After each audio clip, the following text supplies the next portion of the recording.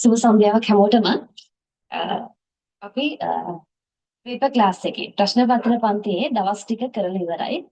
එතකොට මම මේ සතියේ දවස් කීපයක් අරගෙන ඔයාලට අපේ තියරි පාඩම් කීපයක් ඉස්සරහට කරගෙන යනවා.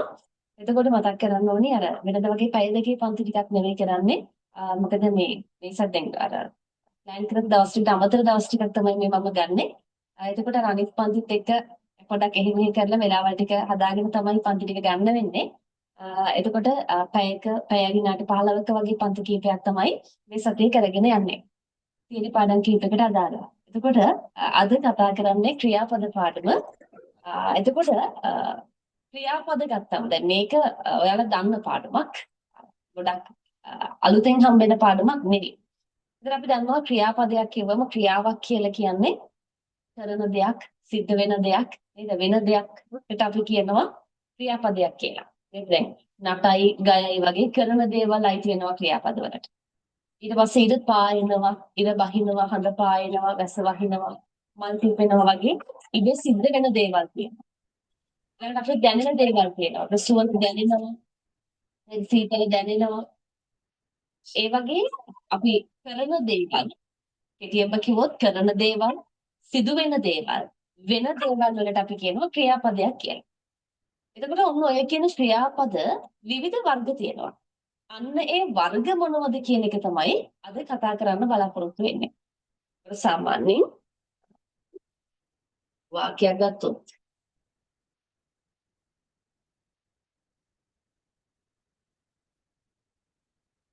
මම අකුරු ලියමි. මේ තියෙන ක්‍රියාවක් නේ කරන දෙයක්. ඉර පායයි. මේක සිද්ධ වෙන දෙයක්. අපි දැන් මෙතන නම් අපි මැදිහත් වෙලා තමයි කරන්නේ. මම ලියනවා. මේක ඉර පායනවා. මේකට අපේ මැදිහත් වීමක් නෑ ඉබේ වෙන දෙයක්. මල් පිපෙනවා. අපි ගිහලා මල පිපෙන්න අපි මොකද කරන්නේ නැහැ ඉබේ වෙන දෙයක්. නේද? ඊට පස්සේ අපිට සුවඳ දැනෙනවා. සුවඳ දැනේ. එතකොට මේකත් අපි කරන දෙයක් නෙවෙයි අපිට ඉබේ දැනෙන දෙයක්. ඇහෙනවා, පේනවා නේද? ඉබේ වෙන දෙයක්. එහෙනම් කරන දෙයක්, සිද්ධ වෙන දෙයක්, වෙන දෙයකට අපි කියනවා ක්‍රියාපදයක් කියලා. ඒතකොට ඔය ක්‍රියාපදවල එක එක ආකාර තියෙනවා.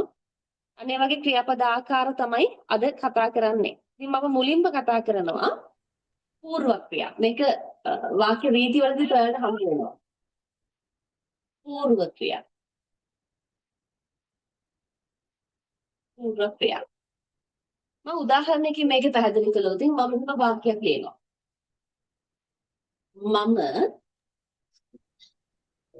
පාසල් ගියෙමි.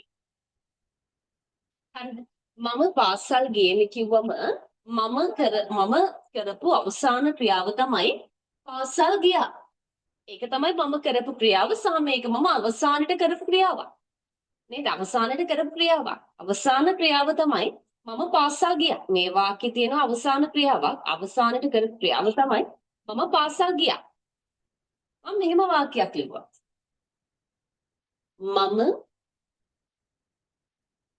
උදෑසන නැගිට පාසල් ගියෙමි. ඔන්න බලන්න වෙනස.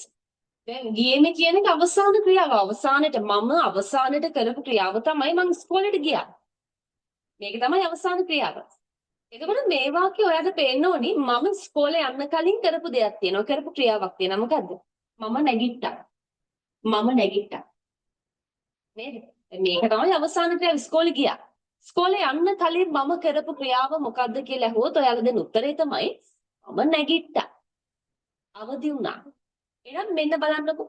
වාක්‍යක අවසාන ක්‍රියාවට කලින් කරලා අවසන් වුණු ක්‍රියාවලට තමයි පූර්ව ක්‍රියා කියලා කියන්නේ. ඕකේ ඉතින් ලියා ගන්නවට පැහැදිලි වෙන විදිහට ලියා ගන්න පොඩි සටහන ලොකුවට එපා. හරිද? එහෙනම් මතක තියාගන්න පූර්ව ක්‍රියාවක් කියලා කියන්නේ වාක්‍යක අවසාන ක්‍රියාවට කලින් කරලා ඉවර වුණ ක්‍රියාවලට තමයි පූර්ව ක්‍රියාවක් කියලා කියන්නේ. මේක තව ටිකක් දිගට ලිව්වා. මම උදෑසන නැගිට සූදානම් වී කා වී පාසලට ගියමි. දැන් බලන්න මේ වාක්‍ය අවසානයේ කරපු ක්‍රියාව මොකක්ද? අවසාන ක්‍රියාව අවසානයේ කරපු ක්‍රියාව තමයි ඉස්කෝලේට ගියා. පාසලට යන්න කලින් මම මොනවද කරපු ක්‍රියා කියලා අහුවොත් උත්තර තමයි මෙන්න. මම උදෑසන නැගිට්ටා. සූදානම් වුණා. කෑවා. බිව්වා. එහෙනම් ඔන්න පූර්ව ක්‍රියා. එහෙනම් මතක තියාගන්න වාක්‍යක අවසාන ක්‍රියාවට කලින් කරලා අවසන් වුණොත් ඉවර වෙන්න ඕනේ.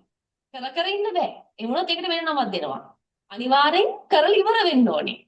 වාක්‍යක අවසාන ක්‍රියාවට పూర్වයෙන් කලින් කරලා අවසන් වුණු සියලුම ක්‍රියාවලට අපි කියනවා පූර්ව ක්‍රියා කියලා. එහෙනම් එක වාක්‍යයක එක පූර්ව ක්‍රියාවක් තියෙන්න පුළුවන්.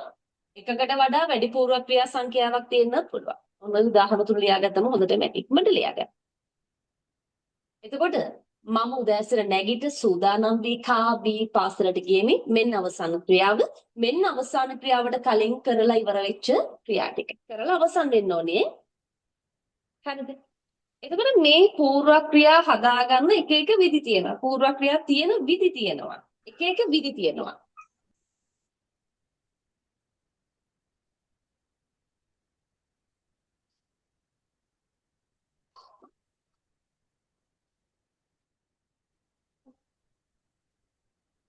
එක එක විදි තියෙනවා මේ බලන්න. අයන්නේ අප්‍රත්‍යයෙන් ඉවර වෙන පූර්ව ක්‍රියා තියෙනවා. උදාහරණයක් ගත්තොත් බැස ඒ කියන්නේ මල්ලි බසයෙන් බැස ගෙදරට පැමිණියේය. මල්ලි බසයෙන් බැස නිවසට පැමිණියේය. එහෙම නැත්නම් මම උදෑසන නැගිට වැඩට ගියෙමි. එතන මෙන්න ආප්‍රත්‍යයෙන් ඉවර වෙන පූර්ව ක්‍රියා තියෙනවා. බැස, නැගිට, පැමිණ. හරිද? ඊළඟට ආප්‍රත්‍යයෙන් ඉවර වෙන පූර්ව ක්‍රියා තියෙනවා. බලන් ඇය මා දෙස හොරෙන් බලා ඉවත බලා ගත්තාය. එතකොට මෙන්න ඇය කරපු අවසාන ක්‍රියාව මොකද්ද? ඉවත බලා ගත්තා. ඉවත බලා ගන්න කලින් එයා කරලා ඉවර වෙච්ච ක්‍රියාව මොකද්ද? හොරෙන් බැලුවා. හොරෙන් බලා. එහෙනම් මෙන්න ආප්‍රත්‍යයෙන් ඉවර වෙන පූර්ව ක්‍රියා තියෙනවා. ඇය නැටුමක් නටා තරංගය ජයග්‍රහණය කළාය. එහෙනම් තරංගය ජයග්‍රහණය කරන්න කලින් එයා මොකද කළේ? නැටුමක් නැටුවා. නටා, බලා, හඩා ආප්‍රත්‍යයෙන් ඉවර වෙන පූර්ව ක්‍රියා තියෙනවා. එම ක්‍රියාපද වර්ග පූර්ව ක්‍රියා හැදෙන විදිය ඔය තියෙන්නේ. අවසාන ක්‍රියාවට කලින් කරලා ඉවර වෙච්ච ක්‍රියා.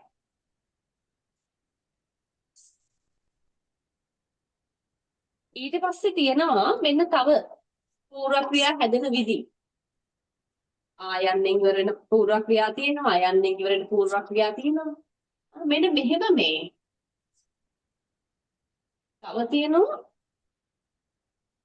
නිපාත පදයක් එකතු වෙලා. කොට තාත්තා වැඩ කොට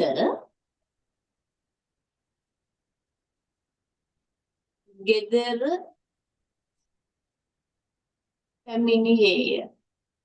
තාත්තා අන්තිමට කරපු ක්‍රියාව මොකද්ද? තාත්තා අන්තිමට කරේ ගෙදර ආවා. තාත්තා ගෙදර එන්න කලින් මොකද්ද කරපු ක්‍රියාව? වැඩ කළා. වැඩ කොට කියන එක පූර්ව ක්‍රියාවක්. වැඩ කොට කියන එක පූර්ව ක්‍රියාවක්.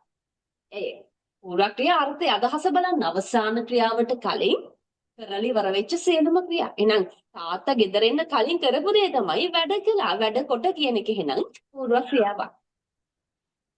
ඊළඟට ගොස්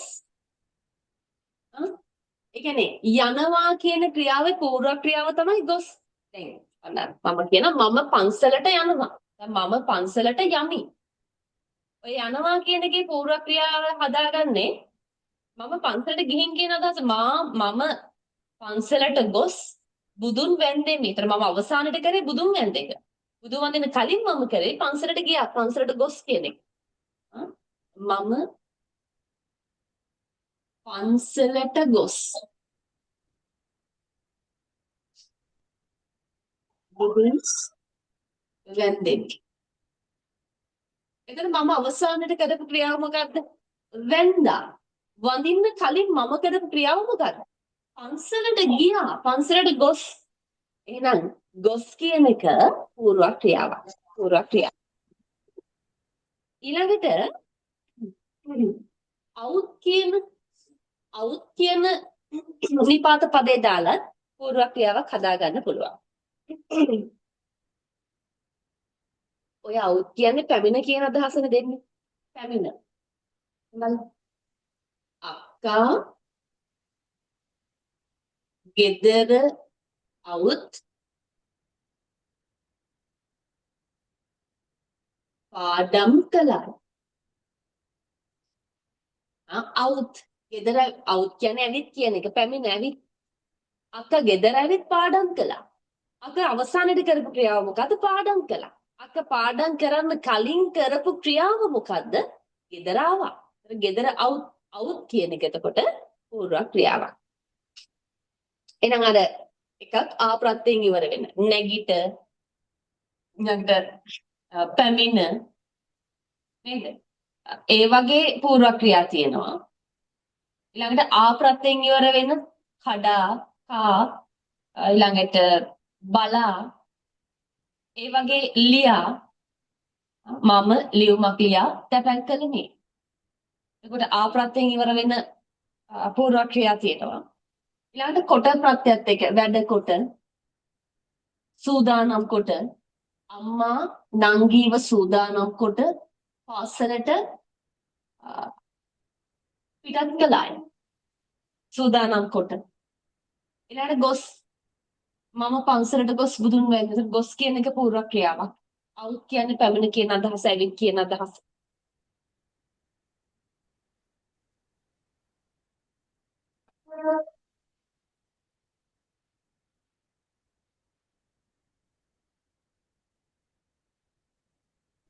Excuse me, madam. කිය.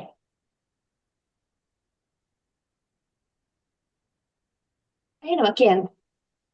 මැඩම් අපිට මේ සමාසයි කුදන්තයි ඒ ටික කරනවද මැඩම්? ඔයාලට සමාස වීඩියෝ එක මම ගෲප් එකට දාලා තියෙනවා. ඒක බැලුවේ නැද්ද? නෝට් එකද මැඩම් අර කුදන්තයි සමාසයි? කුදන්ත නෝට් එක කුදන්ත නෙවෙයි සමාස වීඩියෝ ටික දාලා තියෙනවා. හරි මැඩම් මම බලන්න. මම අද ආයම මේ වීඩියෝ ටිකයි පේපර් ටිකයි දාන්න. නංගි අත ගසා දමා පැත්තකට දිව ගියාය. දැන් නංගි අවසානයේ කරපු ක්‍රියාව මොකද්ද? නංගි අවසානයේ කරපු ක්‍රියාව තමයි පැත්තකට දුවලා ගියා. නංගි අවසානයේ කරපු ක්‍රියාව තමයි පැත්තකට දුවලා ගියා. ඒතර නංගි පැත්තකට දුවලා යන්න කලින් මොකද කළේ? මොකද්ද කරපු ක්‍රියාව? අත ගසා දමා. ගසා දමා. ඒතර ඒක පූර්ව ක්‍රියාවක්. නේද? ඊළඟට නංගි පොත පැත්තකට දමා ඉවතට ගියාය. ඒක පැත්තකට දමා පූර්ව ක්‍රියාවක්. නංගි ඉවතට යන්න කලින් මොකද්ද කළේ? පොත පැත්තකට දැම්මා. එහෙනම් පැත්තකට දමා කියන එක පූර්ව ක්‍රියාවක්. හැම තිස්සෙම මතක තියාගන්න පූර්ව ක්‍රියාවක් කියන්නේ අවසාන ක්‍රියාවට කලින් කරලා ඉවර වෙච්ච ක්‍රියාපදවලට එන අවසාන ක්‍රියාව හොයාගන්න බලන්න ඊට කලින් කරලා ඉවර වෙච්ච ක්‍රියාවක් තියෙනවද? එහෙමයි හොයාගන්න. අවසාන ක්‍රියාවට කලින් කරලා ඉවර වෙච්ච ක්‍රියාවක් තියෙනවද බලන්න. අන්න ඒකට අපි කියනවා පූර්ව ක්‍රියා කියලා. හරිද? ඔන්න පූර්ව ක්‍රියා කියන්නේ ඔකට. දැන් බලන්නකෝ මම ක්‍රියාපදේ කියනවා. දැන් ඔයාට පුළුවන් ද බලන්න මේක පූර්ව ක්‍රියාවක් කරන්න. හරි මයික් ඔන් කරලා කතා කරන්න. දැන් මට කියන්න කඩනවා කියන එකේ පූර්ව ක්‍රියාව මොකක්ද? කඩනවා කඩා කඩා නටනවා නටා නටා නට ගයනවා ගයා ගයා ලියනවා ලියා ලියා ඊළඟට පනිනවා පෙන පැන වෙන පැමිණෙනවා පැමිණ යනවා ගොස් ගොස් ඔන්න පූර්ව ක්‍රියා හරිද ඕකට තමයි පූර්ව ක්‍රියා කියලා කියන්නේ. එතන ඔයා බලන්න ඕනේ මේක මතක තියාගන්න ඕනේ කාරණාව තමයි පූර්ව ක්‍රියාවක් කියලා කියන්නේ අවසාන ක්‍රියාවට කලින් කරලා ඉවර වෙච්ච ක්‍රියා. එහෙනම් වාක්‍යයක අවසාන ක්‍රියාව හොයාගෙන අවසාන ක්‍රියාවට කලින් කරලා ඉවර වෙච්ච ක්‍රියා. හොඳට මතක තියාගන්න. කරලා ඉවර වෙච්ච ක්‍රියා තියෙනවද කියලා බලන්න අන්න ඒක පූර්ව ක්‍රියා. හරිද? ඊළඟට අපි කතා කරනවා මිශ්‍ර ක්‍රියා.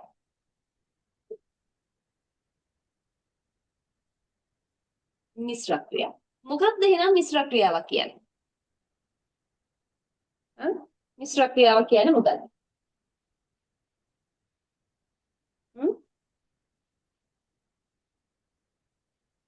මිශ්‍ර ක්‍රියාවක් කියන්නේ මොකක්ද? දැන් අපි පූර්ව ක්‍රියා ඉගෙන ගත්තේ වාක්‍යයක අවසාන ක්‍රියාවට කලින් කරලා ඉවර වෙච්ච ක්‍රියානේ. මිශ්‍ර ක්‍රියා කියන්නේ මෙන්න මෙහෙම එකක්.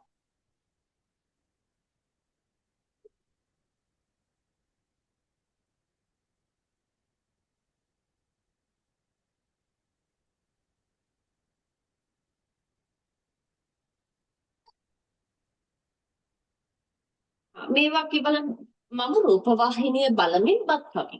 දැන් මේ වාක්‍ය අවසාන ක්‍රියාව මොකක්ද? අවසානයේ කරන්නේ මොකද්ද? බත් කනවා. මේ වාක්‍යයෙන් අවසානයේ කරන ක්‍රියාව තමයි බත් කන එක. මගේ අවසාන ක්‍රියාව බත් කනවා. එතකොට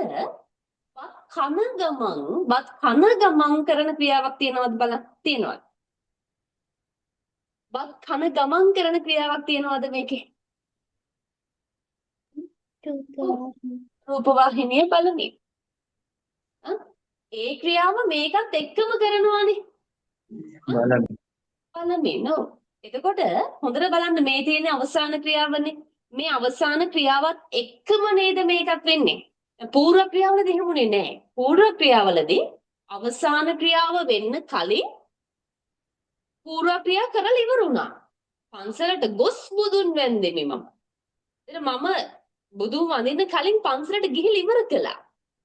මම බත් කා රූපවාහිනිය නැරඹුවෙමි. ඒතර කා කියන එක පූර්ව ක්‍රියාවක්. මොකද රූපවාහිනිය බලන්න කලින් මම වත් කාලා ඉවර කළා. එතකොට පූර්ව ක්‍රියා කියන්නේ අවසාන ක්‍රියාවට කලින් කරලා ඉවර වෙච්ච ක්‍රියාව. මිශ්‍ර ක්‍රියා කියන්නේ මිශ්‍රයි. ඒ කියන්නේ අවසාන ක්‍රියාව සමගම සිදු කරන ක්‍රියා. මිශ්‍ර ක්‍රියා. අවසාන ක්‍රියාව සමගම සිදු කරන ක්‍රියා මිශ්‍ර ක්‍රියා. මොන මතක තියාගන්න. ඒක අවසාන ක්‍රියාවත් එක්කම සිද්ධ වෙනවා. මෙන්න බලන්නකෝ. අක්කා ගීත ගයමින් නටයි. අක්ක අවසානයේ කරන ක්‍රියාව මොකද්ද? අක්ක නටනවා. අක්ක නටන ගමන් කරන දෙයක් තියෙනවා ගයමින්. එහෙනම් අවසාන ක්‍රියාව සමගම සිදු කරන ක්‍රියා මිශ්‍ර ක්‍රියා.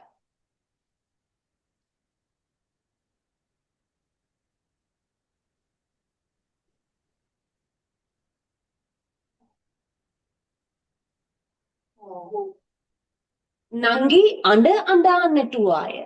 එහෙනම් නංගි අවසානයේ කරපු ක්‍රියාව මොකද්ද? නංගි නැටුවා. නංගි නටන ගමන් මොකද කළේ? නංගි නටන ගමන් ඇඬුවා. එහෙනම් නටන ගමන් කරපු ක්‍රියාව තමයි අඬා. ඊළඟට මේක බලන්න.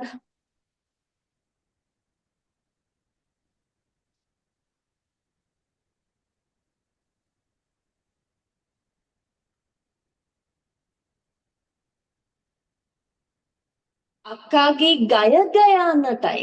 අක්ක අවසානයේ කරපු ක්‍රියාව මොකද්ද? නටයි. නටන ගමන් මොකද්ද කරන්නේ? ගය ගයා තමයි නටන්නේ, ගයනවා. එහෙනම් මිශ්‍ර ක්‍රියාවක් කියලා කියන්නේ වාක්‍යයක අවසාන ක්‍රියාව සමගම සිදුවෙන ක්‍රියාව. අවසාන ක්‍රියාවත් එක්කම ඒ ක්‍රියාව වෙනවා නම් ඒකට අපි කියනවා මිශ්‍ර ක්‍රියා. දැන් බලන්න.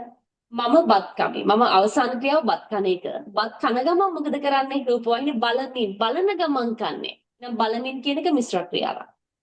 අක්ක ගීත ගයමින් නටයි. අක්ක අවසානයේ කරන ක්‍රියාව නටයි. නටන ගමන් මොකද කරන්නේ? ගයනවා. එහෙනම් ගයමින් මිශ්‍ර ක්‍රියාව. නංගි අඬ නැටුවාය. නංගි අවසානයේ මොකද කළේ? ඇඬුවා. අඬන ගමන් නැටුවා. නටන ගමන් මොකද කරන්නේ? අඬනවා. අඬා මිශ්‍ර ක්‍රියාව.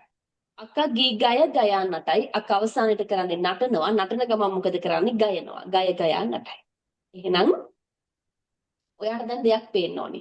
මිශ්‍ර ක්‍රියාවක් අඳුර ගන්න ආකාර දෙකක් තියෙනවා. එක්කෝ මින් ප්‍රත්‍ය තියෙනවා ක්‍රියාවට. නැත්තම් ක්‍රියාව ඩබල් වෙනවා, ද්විත්ව වෙලා තියෙනවා. මෙන්න මේ ආකාර දෙකෙන් පුළුවන් මිශ්‍ර ක්‍රියාවක් හඳුනගන්න. ක්‍රියාවට මින් ප්‍රත්‍ය ඇවිල්ලා තියෙනවා. බලමින්, නටමින්, කඩමින්, රඟමින්, ලියමින් මින් ප්‍රත්‍ය ඇවිල්ලා තියෙනවා නම් මිශ්‍ර ක්‍රියාවක්. ක්‍රියාව ද්විත්ව වෙලා තියෙනවා නම් මේ බලා, ගය ගයා, අඬ දුව දුවා, බැන අම්මා මට බැන වැඩ කළාය. ඉතින් අම්මා වැඩ කරන ගමන් මොකද කළේ? මට බැන තමයි අම්මා වැඩ කරන්නේ. නේද? එහෙනම් එක්කෝ මින් ප්‍රත්‍ය තියෙන්න ඕනේ නැත්නම් දිත්ත වෙලා තියෙන්න ඕනේ. හරි. මම දෙන ක්‍රියාපද මිශ්‍ර ක්‍රියාවට හදන්න. අඳිනවා. ඇඳ. එහෙම නැත්නම් අඳිමින් නැත්නම් ඇඳ. බලනවා. බලා නැත්නම් බලමින්. කඩ නැත්තම් කඩමින්. කඩමින් නැත්නම් කඩ. පනිනවා. නැත්තම් පනමින්. නැත්නම් පනිමින් නැත්නම් පැන. හරිද? ඔන්න මිශ්‍ර ක්‍රියා කියන්නේ ඕකට. මිශ්‍ර ක්‍රියාවක් කියන්නේ එහෙනම් අවසාන ක්‍රියාව සමගම සිදුවෙන ක්‍රියාවලට කියනවා මිශ්‍ර ක්‍රියාවක් කියලා. හොඳට මතක තියාගන්න. පූර්ව ක්‍රියාවක් නම් අවසාන ක්‍රියාවට පෙර සිදු වෙලා ඉවර වෙන්න ඕනේ. සිද්ධ වෙලා ඉවර වෙන්න ඕනේ. ඒව පූර්ව ක්‍රියා. මිශ්‍ර ක්‍රියාවක් නම් අවසාන ක්‍රියාව සමගම සිද්ධ වෙන්න ඕනේ. මිශ්‍ර ක්‍රියාවක් අඳුර ගන්න පුළුවන් ආකාර දෙකක් තියෙනවා. එක්කෝ මින් ප්‍රත්‍ය දෙනවා නැත්නම් ක්‍රියාව ද්විත්ව කරනවා, ඩබල් කරනවා. හරිද? ඊළඟට අපි කතා කරනවා විධික්‍රියා. විධික්‍රියා.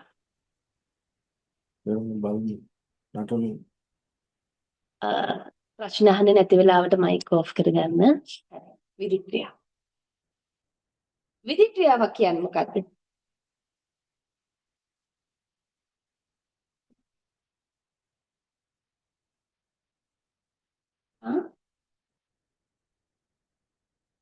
උතේ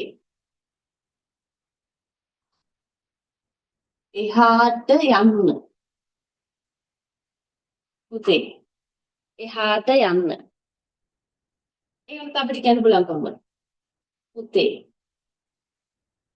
එහාට ඵලයන්.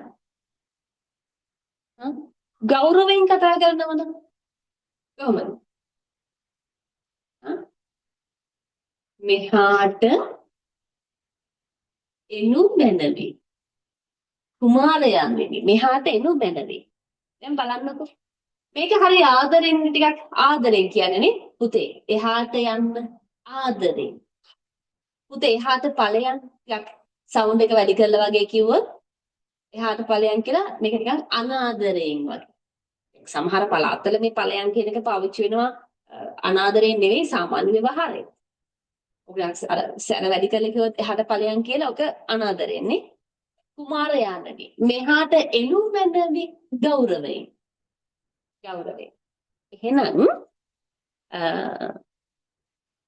විධික්‍රියාවක් කියලා කියන්නේ එක්කෝ ආදරයෙන්, එහෙම නැත්නම් අනාදරයෙන්, එහෙම නැත්නම් ගෞරවයෙන් කරන ඉල්ලීමක් හරි විධානයක් හරි.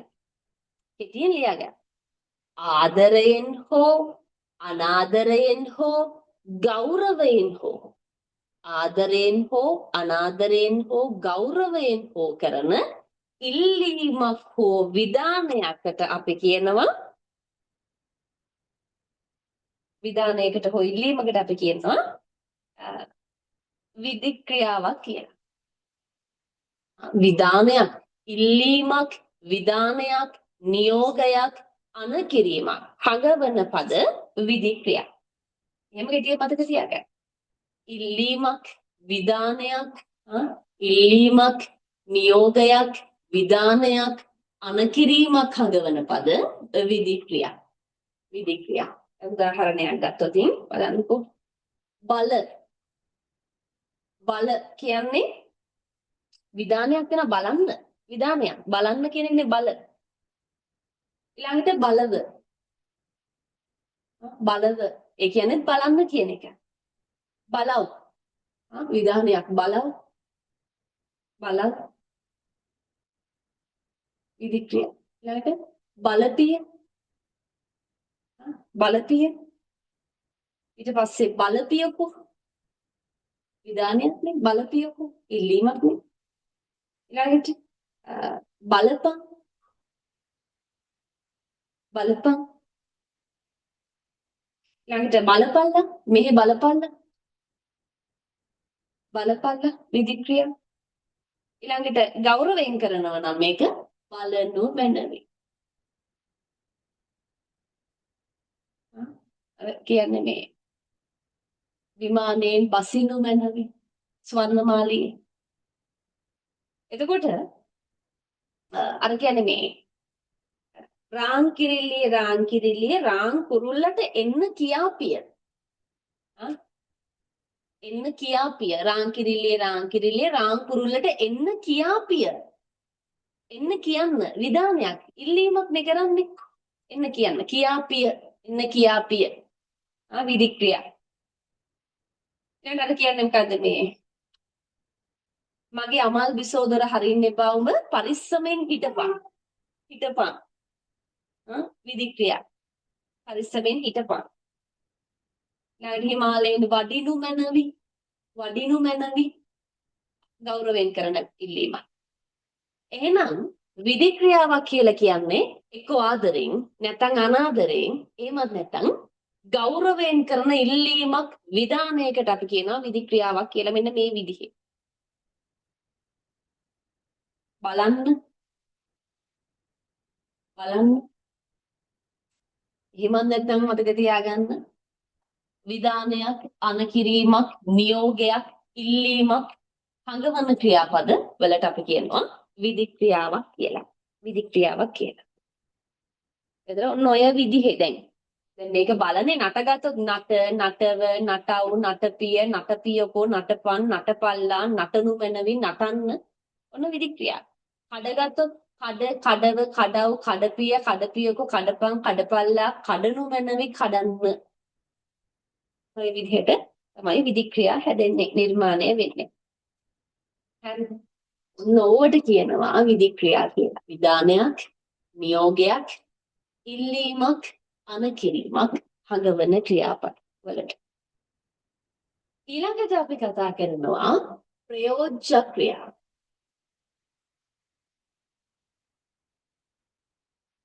ප්‍රයෝජ්‍ය ක්‍රියා. හරිද? ප්‍රයෝජ්‍ය ක්‍රියා කියන්නේ මෙන්න මෙහෙම දෙයක්. දැන් බලන්න. අක්කා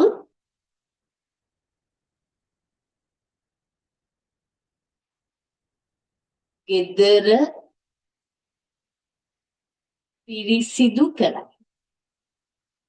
දැන් මේකේ තියෙන ක්‍රියාව මොකද්ද? පිරිසිදු කරයි. මේක කරන්නේ කවුද? අක්කා. අක්කා තමයි පිරිසිදු කරන්නේ. අක්කා ගෙදර පිරිසිදු කරයි. අක්කා තමයි පිරිසිදු කිරීම කරන්නේ. දැන් අක්කට ගෙදර පිරිසිදු කරන්න කම්මැලි වුණාම අක්කා කරන වැඩක් තමයි අක්කට ඉන්නව නම් නංගි කෙනෙක්. ඔන්න නංගිව යොදා ගන්න. දැන් අක්කට ගේ පිරිසිදු කරන්න කම්මැලි. අක්කා මොකද කරන්නේ? අක්කා නංගිලව ගෙදර පිරිසිදු. දැන් කලින් නම් අක්කනේ ගෙදර පිරිසුදු කරේ. අක්ක තමයි ක්‍රියාව කළේ. දැන් අක්කට කම්මැලි නිසා අක්ක කරන්නේ නංගි ලවා මේ වැඩේ කරන්නේ නැහැ. කරවනවා. කලින් නම් අක්ක තමයි කළේ. දැන් අක්ක කරන්නේ නැහැ. අක්ක නංගි ලවා මොකද කරවනවා. අනේ නිසා ප්‍රයෝජ්‍ය ක්‍රියාවේදී ක්‍රියාව මැදට වයන්නක් දාගන්නවා. එහෙනම් පිරිසුදු කරන්නේ නැහැ. අක්කට කම්මැලි. පිරිසුදු කරවයි. දැන් බලන්න ක්‍රියාව වෙනස් වෙච්ච විදිහ. අක්ක වැඩේ කරද්දී වයන්නක් ආවේ නැහැ. හැබැයි අක්ක නංගිනවා මේ වැඩේ කරවද්දි ක්‍රියාවට වයන්නක් ආවා. ඔන්න වෙනස. ප්‍රයෝජ්‍ය ක්‍රියාවකදී ක්‍රියාවට වයන්නක් එනවා.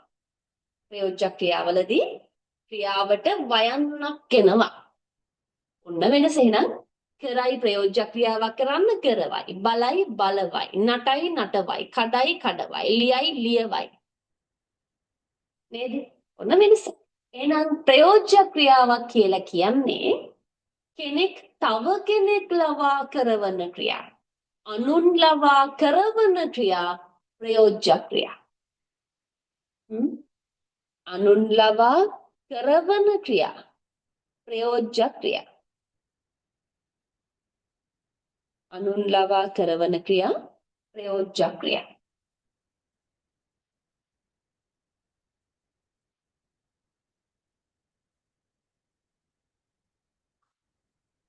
මෙන්න බලන්න. වඩුවා පුටුව සාදයි. වඩුව තමයි මෙතන පුටුව හදන්නේ. දැන් වඩුවට පුටුව හදන්න වෙන්නේ නැහැ. වඩුව මොකද කරන්නේ?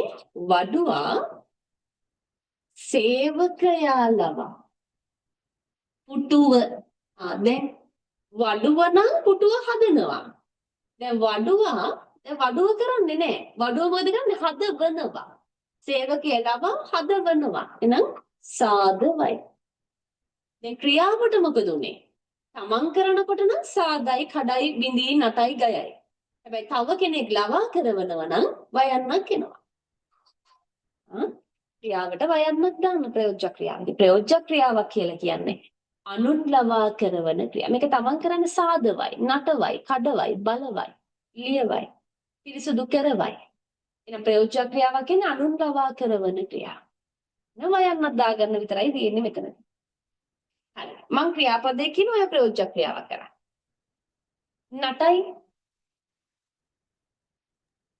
නටවයි නටවයි. බලති බලවයි බලති. බලවති බලවති බලවති. ලියමි ලියවමි ලියවමි ලියවමි.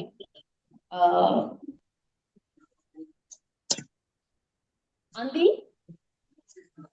අන්දවයි අන්දවයි අන්දවයි. අඳිනම් අන්දවයි. අඳිමිනම් අන්දවමි. අඳිතිනම් අන්දවති. අවසන් කරන අකුර වෙනස් කරන්න එපා. බලයිනම් බලවයි. බලතිනම් බලවති. බලමිනම් බලවමි. බලමුනම් බලවමු. බලහිනම් බලවහි. බලමුනම් බලවහු. ක්‍රියාව මැදට වයන්නක් දාන එක විතරමයි කරන්න ඕනේ. මේ ක්‍රියාව මැදට වයන්නක් දාගන්න.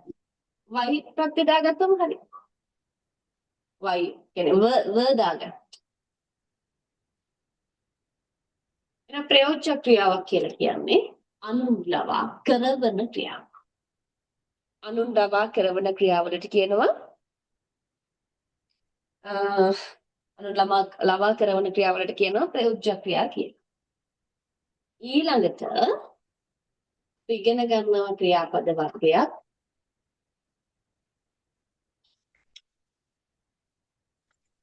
අසම්භාව්‍ය ක්‍රියා.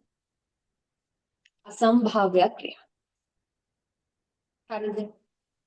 මේ අසම්භාව්‍ය ක්‍රියා වර්ග දෙකක් තියෙනවා. එකක් තමයි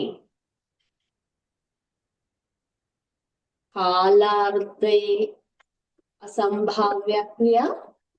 අනික තමයි අනියමාර්ථයේ අසම්භාව්‍ය ක්‍රියා. කාලාර්ථය අසම්භාව්‍ය ක්‍රියා අනියමාර්ථය අසම්භාව්‍ය ක්‍රියා කියලා අසම්භාව්‍ය ක්‍රියා කොටස් දෙකක් තියෙනවා. මට කියන්න මේ කාලාර්ථය අසම්භාව්‍ය ක්‍රියාවක් කියන්නේ මොකක්ද?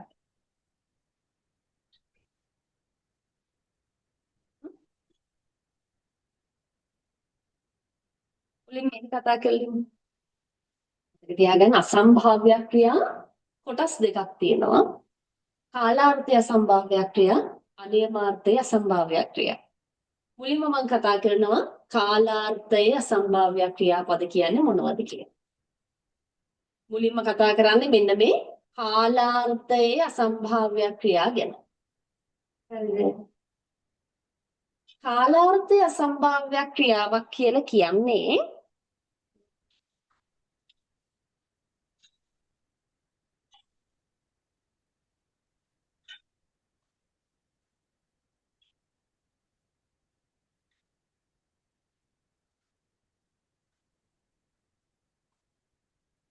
අම්මා බනිද්දී මම අවදි වුනේ. අම්මා බනිද්දී මම අවදි වුනේ. දැන් මම මොකද්ද කළේ? මං අවදි වුණා. මං අවදි වුනේ මොන කාලෙදිද? දෙන්න උත්තරයක්. මම ප්‍රශ්නයක් අහනවා. මේ වාක්‍යයට අනුව මම අවදි වුනේ මොන කාලෙදිද? අම්මා බනිති. අම්මා බනිද්දී. එහෙම නැතු අපිට මේක දිහා බලලා උදේ කාලෙද, දවල් කාලෙද, රෑ කාලෙද, 1ටද, 2ටද, 3ටද, 4ටද කියන දන්නේ නැහැ. දන්නේ. මේ වාක්‍යයට අනුව මම අවදි වුණේ මොන කාලෙදද? අම්මා බනිනකොට අම්මා බනින කාලෙදි මම නැගිට්ටේ. එහෙනම් මෙන්න කාලාර්ථය අසම්භාව්‍ය ක්‍රියා. මොකද්ද මේ කාලාර්ථය අසම්භාව්‍ය ක්‍රියාවක් කියලා කියන්නේ? නිශ්චිත කාලයක්, කාල අර්ථය, කාලාර්ථයේ කාල අර්ථයේ අසම්භාව්‍ය ක්‍රියා. නිශ්චිත කාලයක් හඟවන ක්‍රියා. කාලාර්ථය අසම්භාව්‍ය ක්‍රියා. නමේම තියෙනවනේ. කාලාර්ථයේ කාල අර්ථයේ අසම්භාව්‍ය ක්‍රියා. කාලාර්ථයේ අසම්භාව්‍ය ක්‍රියා. නිශ්චිත කාලයක් හඟවන ක්‍රියා. නිශ්චිත කාලයක් හඟවන ක්‍රියා.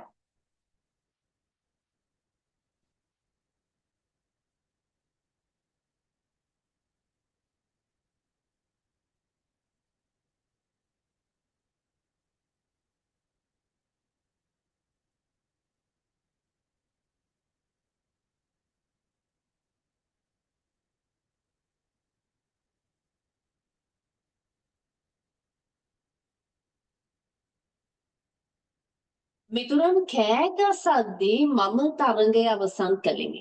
මම තරඟය අවසන් කළේ මොන කාලෙදිද? මිතුරන් කෑ ගසන කාලෙ. කෑ ගසන කාලෙ. එහෙනම් කාලාර්ථය අසම්භාව්‍ය ක්‍රියාවක් කියලා කියන්නේ නිශ්චිත කාලයක් හඟවන ක්‍රියා. නිශ්චිත කාලයක් හඟවන ක්‍රියා.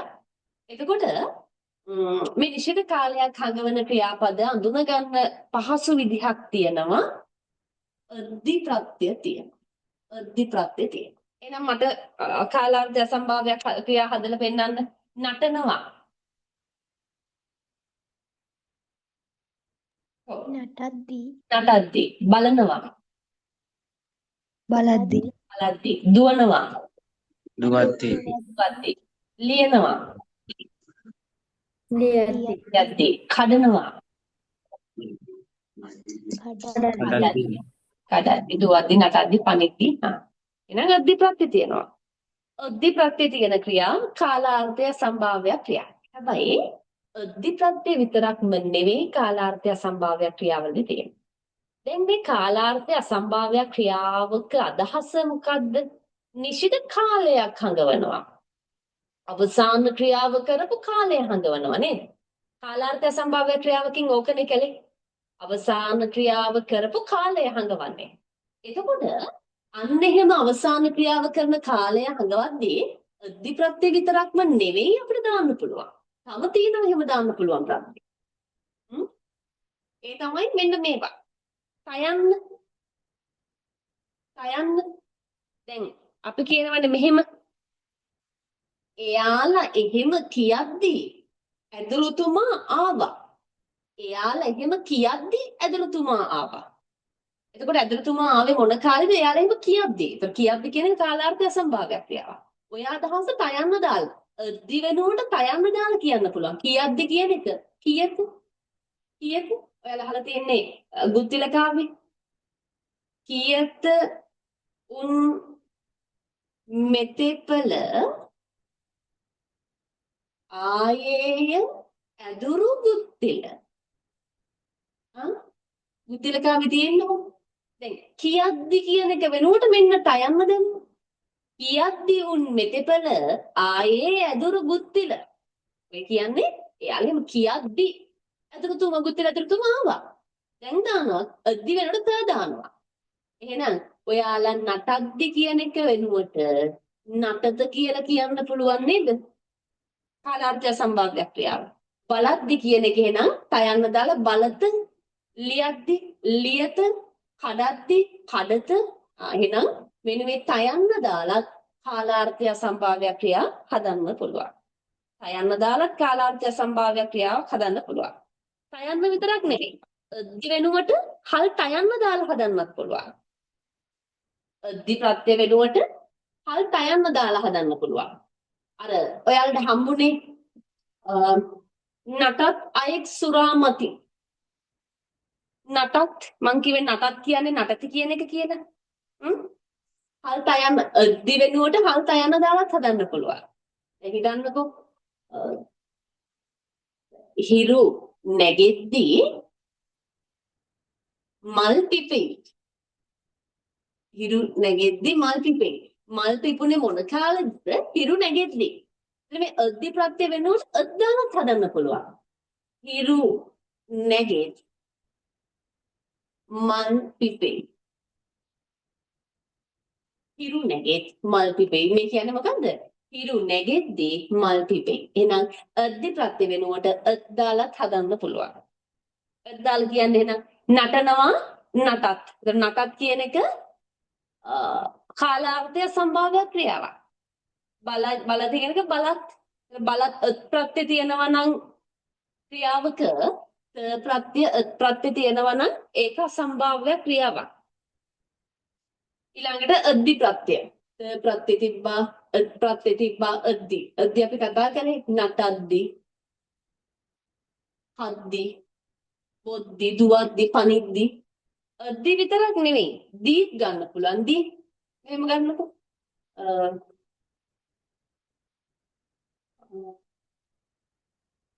මා පාඩම් කරමින් සිටියදී. ඒ ඔයාලා වාක්‍ය රීතියක් ඉගෙන ගන්නේ. අසම්භාව්‍ය ක්‍රියාවකට කලින් තියෙන පදේ අනුක්ත වෙන්න ඕන කියලා. මා පාඩම් කරමින් සිටියදී අම්මා පැමිණියාය. අම්මා ආවේ මොන කාලෙදිද? අම්මා ආවේ මා පාඩම් කරමින් සිටියදී. පාඩම් කරමින් සිටියදී. දැන් ඔයාලා තේරුම් ගන්න ඕනි කාරණාව තමයි මෙතන මේ ක්‍රියාවේ අදහස මොකක්ද? කාලාර්ථයේ අසම්භාව්‍ය ක්‍රියාවක් වෙන්න නම් අවසාන ක්‍රියාව කරපු කාලය නිශ්චිතව සඳහන් කරන්න ඕන.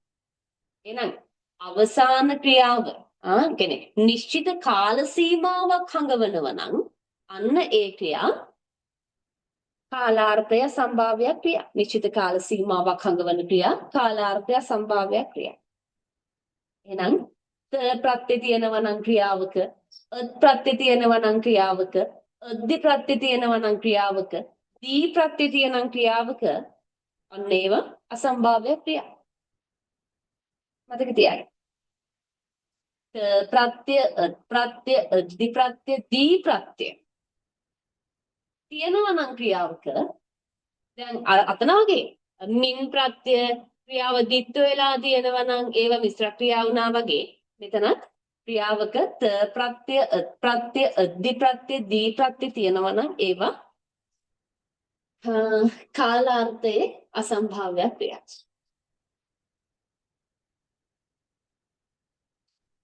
තව කාලාර්ථයේ අසම්භාව්‍ය ක්‍රියාවලට දාන්න පුළුවන් ප්‍රත්‍ය තියෙනවා. ඒ තමයි විට, කොට,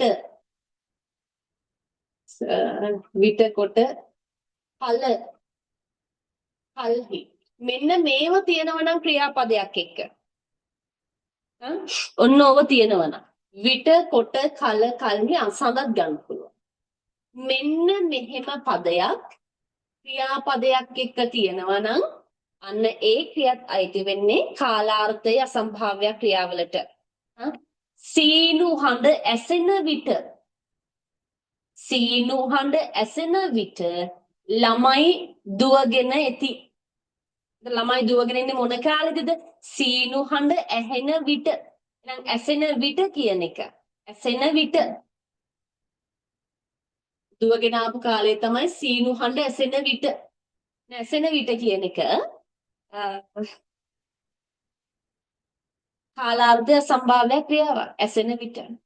කොටත් එක්ක ඇසෙනකොට සීනු හඬ ඇසෙනකොට ළමයි දුව එති. ළමයි දුවගෙන එති. ඇසෙනකොට කියන්නේ ඇහෙද්දි කියන එක. කල සීනු හඬ ඇසෙන කල ළමයි දුවගෙන එති. ළමයි දුවගෙන ඉන්නේ මොන කාලෙදද? සීනු හඬ ඇහෙන කාලෙදී. ඇසෙන කාලය ඇසෙන කල ඇහෙන කාලෙදී. සීනු හඬ ඇසෙන කල්හි සීනු හඬ ඇසෙන කල්හි ළමයි දුවගෙන එති.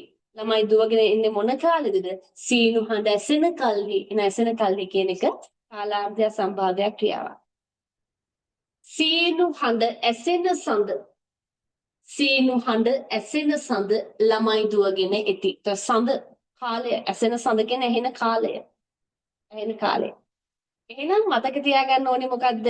කාලාර්ථයේ අසම්භාව්‍ය ක්‍රියාවක් කියලා කියන්නේ නිශ්චිත කාලයක් හඟවන ක්‍රියා.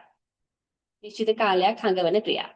එතකොට ක්‍රියාපදයක් එක්ක ත ප්‍රත්‍ය තියෙනවා නම් ප්‍රත්‍ය එදිලා තියෙනවා නම් අද්දි ප්‍රත්‍ය එදිලා තියෙනවා නම් දී ප්‍රත්‍ය එදිලා තියෙනවා නම් ඒවා කාලාර්ධය අසම්භාව්‍ය ක්‍රියා. ඒවට අමතරව විට කොට කල කල්හි සඳ විට කොට කල කල්හි සඳ කියන පදයක් ක්‍රියාපදයක් එක්ක යෙදිලා තියෙනවා නම් අන්න ඒ ක්‍රියාපද අයිති වෙන්නේ කාලාර්ථයේ අසම්භාව්‍ය ක්‍රියාවලට. මතක තියාගන්න. එතකොට බලන විට බලනකොට බලන කල බලන කල්හි බලන සඳ තියෙනවා නම් ඒවා කාලාර්ථය සම්භාව්‍ය ක්‍රියා.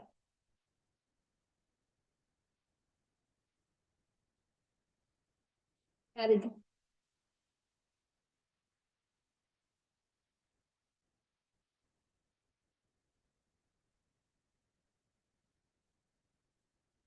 විට කොට කල කල්හි සඳ. විට කොට කල කල්හි සඳ කියලා මතක තියාගන්න. ඊළඟට දැන් මම කිව්වනේ අසම්භාව්‍ය ක්‍රියා වර්ග දෙකයි. එකක් තමයි කාලාර්ථය අසම්භාව්‍ය ක්‍රියා, අනික තමයි අනියමාර්ථයේ අසම්භාව්‍ය ක්‍රියා. අනියමාර්ථයේ දැන් මේක කතා කළා වාක්‍ය රීතිවල. අනියමාර්ථයේ අසම්භාව්‍ය ක්‍රියා. එහෙනම් කාලාර්ධය අසම්භාව්‍ය ක්‍රියාවක් වේ. කාල අර්ථය නිශ්චිත කාලයක් හඟවන ක්‍රියාව කාලාර්ථය අසම්භාව්‍ය ක්‍රියා. එහෙනම් අනියමාර්ථය අසම්භාව්‍ය ක්‍රියාවක් කියන්නේ අනියමාර්ථය අසම්භාව්‍ය ක්‍රියාව. අනියම් අර්ථයේ ක්‍රියා. අනියම් අර්ථයේ අනියමාර්ථයේ අසම්භාව්‍ය. කියන්නේ සිදුවීම අවිනිශ්චිතයි. අවිනිශ්චිත සිදුවීම හඟවන ක්‍රියා අනියමාර්ථයේ අසම්භාව්‍ය ක්‍රියා. අර්ථ කාලාර්ථ නිශ්චිත කාලයක් හඟවන ක්‍රියා. අනියමාර්ථය අසම්භාව්‍ය ක්‍රියාවක් කියලා කියන්නේ අවිනිශ්චිත සිදුවීමක්. සිදුවීම අවිනිශ්චිතයි. අවිනිශ්චිත සිදුවීමක් හඟවන ක්‍රියාවලට කියනවා අනියමාර්ථය අසම්භාව්‍ය ක්‍රියා. මෙන්න බලන්න. වැසි වැස්සොත් ගං වතුර ඇති වේ. වැසි වැස්සොත් ගං වතුර ඇති වේ.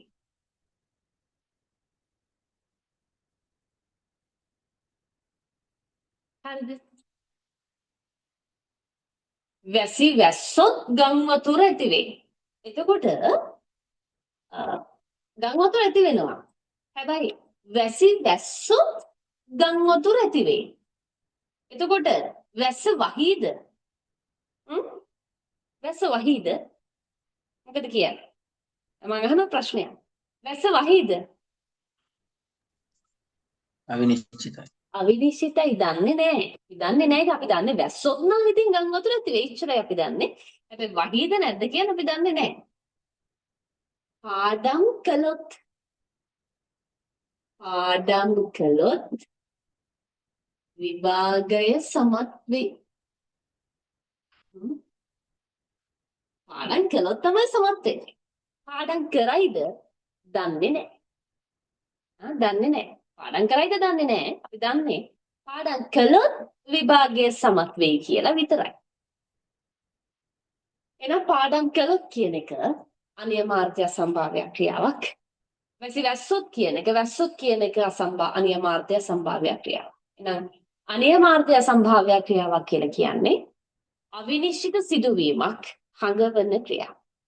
එහෙනම් අනියමාර්ථය සම්භාව්‍ය ක්‍රියාවක් අඳුනගන්න විදිහක් තියෙනවා. එකක් තමයි ඔත් ප්‍රත්‍ය තියෙනවා නැත්නම් හොත් ප්‍රත්‍ය තියෙනවා.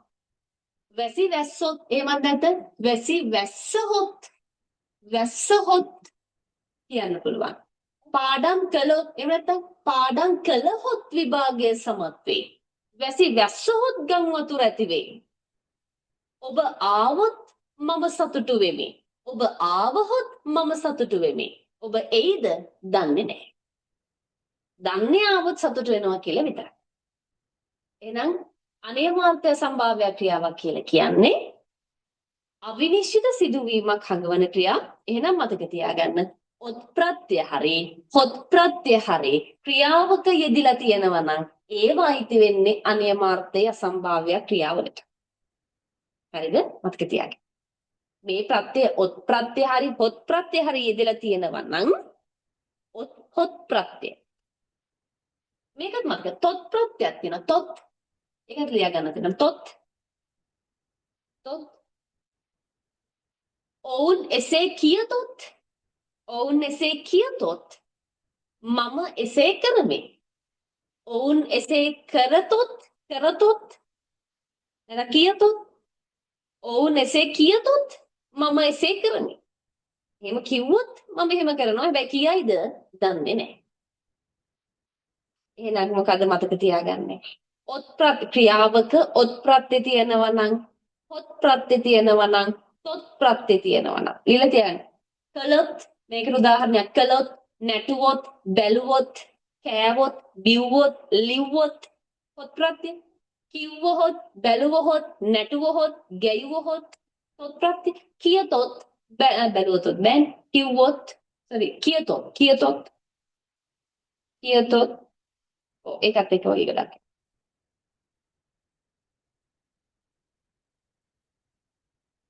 ඊට පස්සේ මෙහෙම කියන්න පුළුවන් නේ. කළොත් කියන එක පාඩම් කළොතින්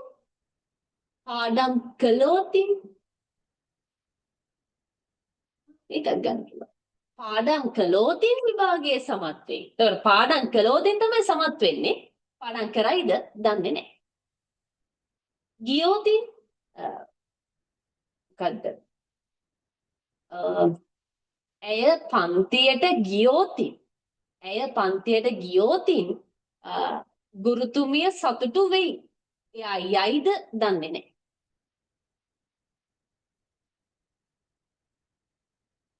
එහෙනම් ඔත් ප්‍රත්‍ය, හොත් ප්‍රත්‍ය, තොත් ප්‍රත්‍ය, ඕතින්,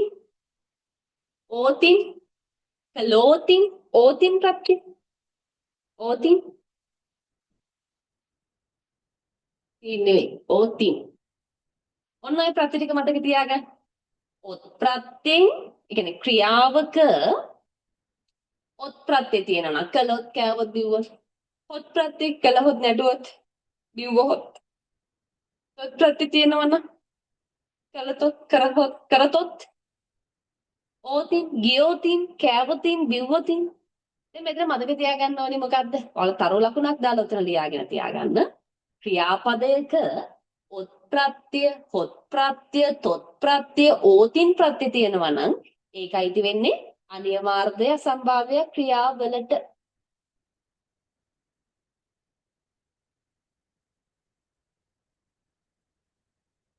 පැහැදිලිද ඒක? ඔත් හොත් තොත් ඕති ක්‍රියාපදයක තියෙනවා නම් ඒක අනියමාර්ථය සම්භාවයක් වෙනවා.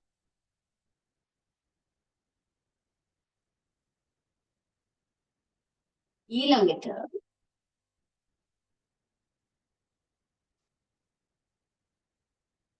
අපි කතා කරනවා ආශිර්වාද ක්‍රියා.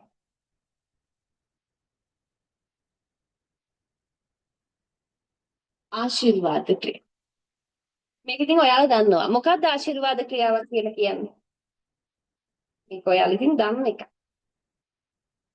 හා? මොකක්ද ආශිර්වාද ක්‍රියාවක් කියන්නේ? හා? යහපත් හරි අයහපත් හරි ප්‍රාර්ථනාවක් නේ. ආශිර්වාද ක්‍රියාවක් කියන්නේ එක්කෝ යහපත්ව කරන ප්‍රාර්ථනාවක් නැත්නම් අයහපත්ව කියන ප්‍රාර්ථනාවක්. ආශිර්වාද ක්‍රියාවක් කියන්නේ ඒක ප්‍රාර්ථනාවක් කරන ක්‍රියා. ආශිර්වාද ක්‍රියා ඒක ආදරෙන් කරන්න පුළුවන්, ඒක අනාදරෙන් කරන්නත් පුළුවන්. එතකොට බුදු සරණයි නැත්නම් සෙත් වේවා, සෙත් වේවා ආශිර්වාද ක්‍රියාවක්. නිදුක් වෙම්වා, නිදුක් වෙම්වා ආශිර්වාද ක්‍රියාවක්. නිරෝගී වෙත්වා ආශිර්වාද ක්‍රියාවක්. එහෙනම් මේක හරි ලේසි. ආශිර්වාද ක්‍රියාවක් කියලා කියන්නේ ප්‍රාර්ථනාවක් කරන ක්‍රියා. ඒක ආදරෙන් වෙන්න පුළුවන්. එහෙම නැත්නම් භංග වේවා. අනාදරයෙන් කරන ඒවාත් පුළුවන් ඈ. භංග වේවා. ඊළඟට යකාම කාපිය. ප්‍රාර්ථනයක් නේ. යකාම කාපිය, නයාම කාපිය. නේද? භංග වේවා.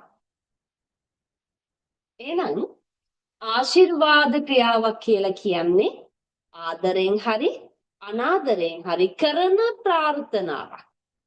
ප්‍රාර්ථනාවක් සිදු කරන ක්‍රියා ආශිර්වාද ක්‍රියා.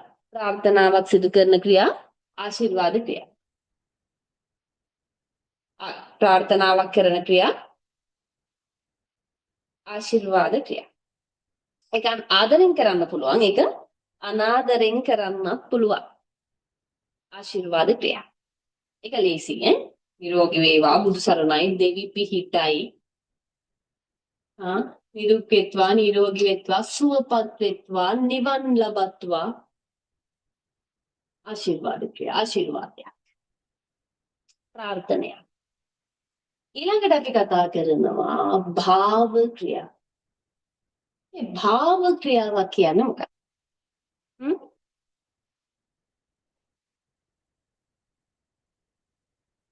උදාහරණයකින් කියන්නකො. මට හැඬේ. මට හැඬේ. මට හැඬේ කියන එකේ මේ ක්‍රියාව කරන කෙනෙක් ඉන්නවද? මේ දැන් අපි හැම දැන් ගොඩක් වෙලාවට ක්‍රියාවට අදාළව එක කරන කෙනෙක් ඉන්නවනේ. හැබැයි මේක කරන කෙනෙක් ඉන්නවද? හැඬේ මම හඬනවද? මම හඬමි කිව්වොත් ක්‍රියාව කරන කෙනෙක් අඬන්නේ කවුද? මම. මට ඇඬේ කිව්වොත් මට ඇඬෙනවා. මං අඬන්නේ නැහැ. මට ඇඬෙනවා. එහෙනම් මේ ක්‍රියාව කරන කෙනෙක් නෑ. කියන්නේ මේ ක්‍රියාවක අදාළව කර්තෘ කෙනෙක් නෑ. ඒ කියන්නේ ක්‍රියාව කරන කෙනෙක් නෑ. කර්මපදයක් නෑ. නිකන් ක්‍රියා මාත්‍රයක් විතරයි හඟවන්නේ. මට හැඬේ. ඊළඟට මට බඩගිනි දැනේ. මට බඩගිනි දැනේ. මේක මම කරන දෙයක්ද? නෑ. කරන දෙයක් නෙමෙයි. නේද? කර්තෘ කෙනෙක් නැති ක්‍රියා මාත්‍රයක් විතරයි තියෙන්නේ. කර්තෘ කෙනෙක් නෑ, කර්මයක් නෑ, කරන කෙනෙක් නෑ. ඒකට වාජනය වෙන කෙනෙක් නෑ. බඩගිනි දැනේ. මොකටද දැනෙන්නේ? කාට එහෙම නෑනේ. මොකද්ද? කර්මයක් නෑ, කර්තෘ කෙනෙක් නෑ. දැනෙනවා, හැඟෙනවා. ඒවට අපි කියනවා භාව ක්‍රියා. ක්‍රියා මාත්‍රයක් විතරයි. දැන් කියන ඔහු නටයි. එතකොට අවසාන ක්‍රියාවක් තියෙනවා.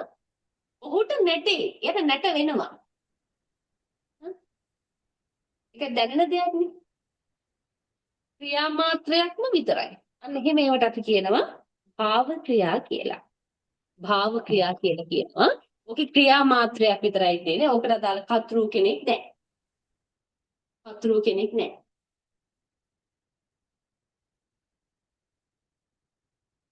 තව ක්‍රියාපද වර්ගයක් තියෙනවා අපර ක්‍රියා කියන. අපර ක්‍රියාවක් කියන්නේ මොකක්ද? දැන් උදාහරණයට ගත්තොත් ඔහු දිය නෑමට ගඟට බසී. ඔහු කරන අවසාන ක්‍රියාව මොකක්ද? බසී. එයා අවසානයේ කරපු ක්‍රියාව තමයි බහි. එයා බැස්සට පස්සේ මොකද්ද කරන්නේ? කියන්න බලන්න. නානවා. නානවා. එහෙනම් මේක අවසාන ක්‍රියාවනේ.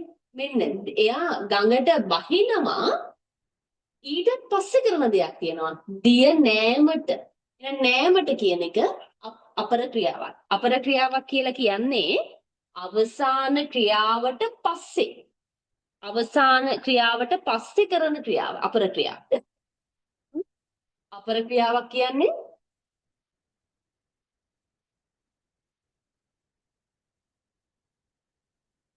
හරිද? අපර ක්‍රියාවක් කියලා කියන්නේ අවසාන ක්‍රියාවට පසුව කරන ක්‍රියාව. ඒ කියන්නේ එයා මොකද කරන්නේ මේ? එයා ගඟට බහිනවා. ගඟට බැස්සට පස්සේ තමයි දිය නාන්නේ. එහෙනම් දිය නෑමට කියන එක අපර ක්‍රියාවක්. මල්ලි ක්‍රීඩා කිරීමට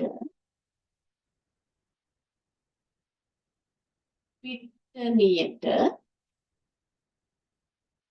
පැමිණි.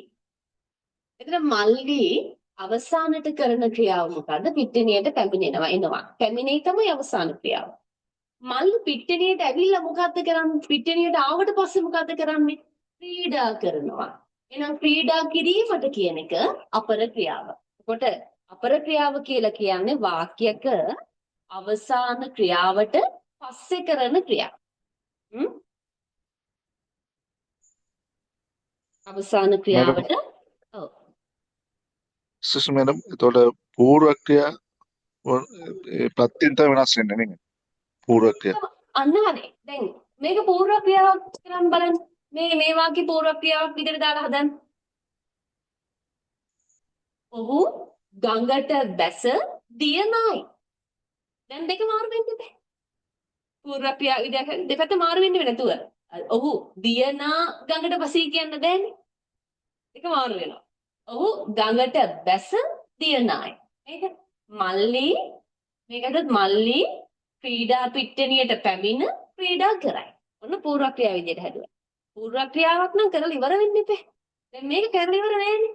මේකට පස්සේ තමයි මේක කරන්නේ අපර ක්‍රියාව. පැහැදිලි නේද? පැහැදිලි දෙක. හරි. මම ටිකක් වේගෙන් කළේ අද සාමාන්‍ය දැනීම පන්තියේ තියෙනවා මේ. ඒ හින්දා මම මේක අද මේ අමතර දවස්වල පාඩම් ටික ටාගට් කරන්නේ MSO ඊළඟ තැපැල් සේවා නිලධාරී එක්සෑම් එක ලියන ළමයින්ට ලෝ ලියන ළමයින්ට මේ පාඩම් ටික ආයෙ මතක් වෙනවා ඉස්සරහදී ඈ. නිසා යාළුවා මේක ලොකුවට හිතන්න එපා. මේක ස්පීඩ් කරන්නේ අමතර පන්ති ටිකක් සම්සා බදාදා රාස්මන්ද දාලා කරන්නේ. ඒ ටික පොඩ්ඩක් මම ස්පීඩ් කරගෙන යනවා. මේවා අමතර පන්ති ටිකක් ඈ. හරි. එතකොට අපර ක්‍රියාවක් කියලා කියන්නේ එතකොට අවසාන ක්‍රියාව තියෙනවා. අවසාන ක්‍රියාවට පස්සේ කරන ක්‍රියාව. දැන් පූර්ව ක්‍රියාවක් නම් අවසාන ක්‍රියාවට කලින් කරලා ඉවර වෙච්ච ක්‍රියාව. මේකේ අනිත් පැත්ත. අවසාන ක්‍රියාවට පස්සේ තමයි අපර ක්‍රියාව සිද්ධ වෙන්නේ. අවසාන ක්‍රියාවටත් පස්සේ තමයි අපර ක්‍රියාව සිද්ධ වෙන්නේ. අපර ක්‍රියාව. ඊට පස්සේ නිරුත්සාහක ක්‍රියාව. නිරුත්සාහක ක්‍රියාව. වෙන බලන්න. මල් පිපේ. සින්දුවක තියෙන මල් පිපේ දෙන්නේ කරේ කතා කියයි සෙමින්. හිරු වෙබේ එළිය දෙයි හිරු වෙබේ. හිරු වෙබේ එළිය දෙයි කුරුළු ගී ඇසේ. හිරු එබේ. හිරු එළිය දෙයි. දැන් අපිට මලක් අපි මල් පුප්පන්නේ නැහැනේ නේද? පුප්පවන්නේ නැහැනේ. අර නෙළුම් මල් නම් අර එහෙම. සමහර මල් එහෙම කරන්නේ මල් ඉතින් පිපෙනවා. හිරු අපි ඉරේලි අපි දෙන්න මුකුත් අපි කරන්නේ නැහැනේ. ඉර ඒක එළිය මේ දෙනවා. ඉර දෙනවා අපිට එළිය. හඳ පායයි. සඳ පාය අපිට බෑනේ මේක පායවන්න. හඳ පායනවා ඉබේ නිරුත්සාහක ක්‍රියා. කෙනෙක්ගේ මෙහෙයවීමක් නැතුව ඉබේ සිද්ධ වෙන ක්‍රියාවලට කියන මේ වගේ පිපෙයි, එබෙයි, එළිය දෙයි, පායයි, සුලඟ හමයි. කෙනෙක්ගේ මෙහෙයවීමකින් තොරව ඉබේ සිද්ධ වෙන ක්‍රියාවලට අපි කියනවා නිරුත්සාහක ක්‍රියා කියලා. ඉබේ සිද්ධ වෙනවා තව කෙනෙක්ගේ මෙහෙයවීමක් නැත. අන්න ඒවට කියනවා නිරුත්සාහක ක්‍රියා කියලා. හරිද? නිරුත්සාහක ක්‍රියා. කෙනෙක්ගේ මෙහෙයවීමක් නැහැ. ඉබේ සිද්ධ වෙන නිරුත්සාහක ක්‍රියා. ඊළඟට නේපාතික නැත්නම් නිපාත ක්‍රියා. නිපාත ක්‍රියා තියෙනවා. නිපාත ක්‍රියා කියලා කියන්නේ නිපාත පද ටිකක් තියෙනවා. මේක හම්බෙලා තියෙනවා වාක්‍ය රීති වලදී. යුතුය, ඊළඟට මැනවි, ඊළඟට යෙහෙකි, ඊළඟට සේක වාක්‍ය රීති වලදී මේවා හම්බෙලා තියෙනවා. දෑය, ඇත, නැත මතකනේ? වාක්‍ය රීති වලදී කතා කළා. අපි කියනවා මෙහෙම. ඔවුන් එදින පැමිණිය යුතුය. නැත්නම් පැමිණිය යුතුය කියන එක නිපාත ක්‍රියාවක්. මේ තියෙන නිපාත පද ටිකක්නේ. අපි ඉගෙන ගත්ත යුතුය යෙහිකි මැනවි කියන පදයකින් වාක්‍යයක් අවසන් වෙනවා නම් කර්තෘ අනුක්තයි. සේක කියලා ඉවර වෙනවා නම් එක බහුවචනෙන් තියන්න පුළුවන් නැත්නම් සේක කියලා ඉවර කියන වහන්සේ කියලා පටන් ගත්තොත් සේක කියලා ඉවර වෙනවා. දෑ කියලා වහන්නේ මෑණියන් දෑ එසේ පවසන දෑය. දෑ කියලා පටන් ගත්තොත් දෑය කියලා ඉවර කරන්න පුළුවන් නැත්නම් බහුවචනින් ඉවර කරන්න පුළුවන් කිව්වා. වාක්‍යයක් ඇත නැත පදයෙන් අවසන් වෙනවා නම් වාක්‍ය රීති කොටස් දෙකක් කතා කළා. එහෙනම් මෙන්න නිපාත පද ටිකක් තියෙනවා. මෙන්න මේ නිපාත පදයක් එක්ක ක්‍රියාපදයක් යෙදලා තියෙනවා නම් අන්න ඒ ක්‍රියාපද අයිති වෙන්නේ නිපාත ක්‍රියාවලට. කැඩි කැඩි දැහින්නේ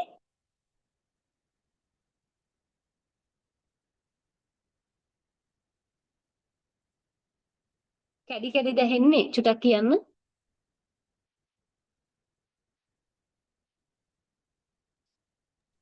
නෑ මිස්. මිස් කලින් ටිකක් කැඩි කැඩි ඇහුණා දැන් නම් හරි වගේ. හරිනේ. කැඩි කැඩි ඇහිද පොඩ්ඩක් කියන්න. හරි. එතකොට ඔවුන් එදින පැමිණිය යුතුය. එහෙනම් පැමිණිය යුතුය නිපාත ක්‍රියාවක්. ඔවුන් එසේ පවසන්නේ නම් මැනවි. පවසන්නේ නම් මැනවි. නිපාත ක්‍රියාවක්. ඔවුන් පැමිණීම යෙහිකි. පැමිණීම යෙහිකි නිපාත ක්‍රියාවක්. භික්ෂුන් වහන්සේ ධර්මයේ දේශනා කරන සේක නිපාත ක්‍රියාවක්. මෑණියන් දෑ එසේ පවසන දෑය නිපාත ක්‍රියාවක්.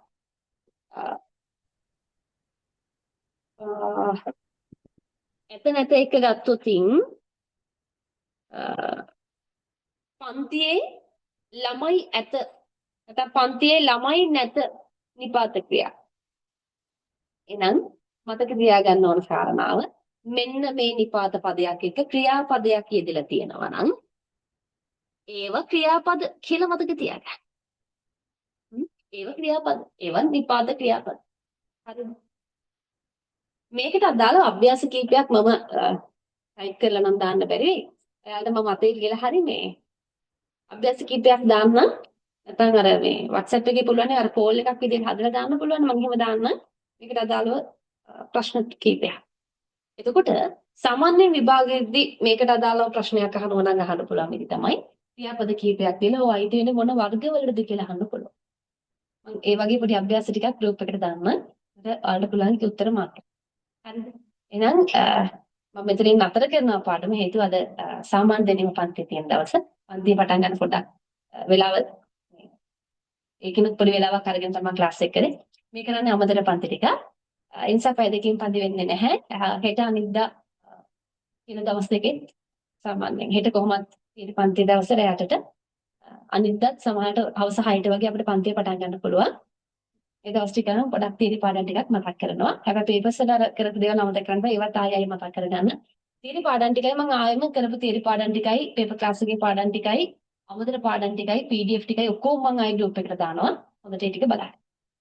එහෙනම් මම මෙතනින් ක්ලාස් එක නතර කරන මොන හරි ගැටලුවක් තියෙනවනම් මට WhatsApp message එකක් දාන්න. මොකද දැන් සාමාන්‍ය දෙනින් පන්තියට වෙලාව දෙන්න ඕන නිසා මම මෙතනින් නතර කරනවා. ඔයාලා මොන හරි ගැටලුවක් තියෙනවා නම් මගේ WhatsApp එකට message එකක් දාන්න. හරි එහෙනම් හැමෝටම බුදු සරණයි. good night. වැඩි කාලයක් නැහැ පාඩම් කරන්න. Thank තව you, දවස් miss. තියෙන්නේ. පොඩ්ඩක් රැයට හරි වෙලාව අරගෙන පාඩම් කරන්න. හරි එහෙනම් good night බුදු සරණයි. Thank you, Miss. Good night.